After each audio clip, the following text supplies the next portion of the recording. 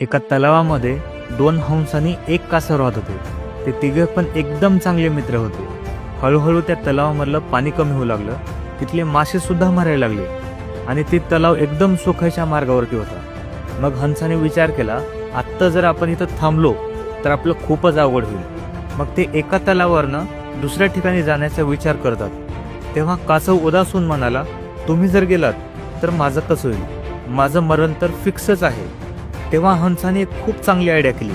एका काठीला घेऊन हंस म्हणाला, तू ह्या काठीला एकदम गच्च तोंडाने पकड आणि काही जरी झालं तर तोंड मात्र उघडू नको. मग दोघं पण काठीला पकडून उडू लागले आणि उडता उडता एका गावावरून जात होते. तेव्हा लोक हसून म्हणाले, बघा कासव सुद्धा उडायला लागला आणि कासवाला कधीपासून पंख आले. मग कासव त्यांना उत्तर देण्यासाठी तोंड उघडतो आणि खाली पडून मरून जातो. त्यावेळेस तुम्ही सुद्धा काहीतरी नवीन काम चालू करतात तेव्हा लोक हसतील, तुमचा मजाक सुद्धा उडवतील, पण तुम्ही प्रत्येकाला जर उत्तर देऊ लागलात तर तुम्ही पुढे कधी जाऊ शकणार नाही.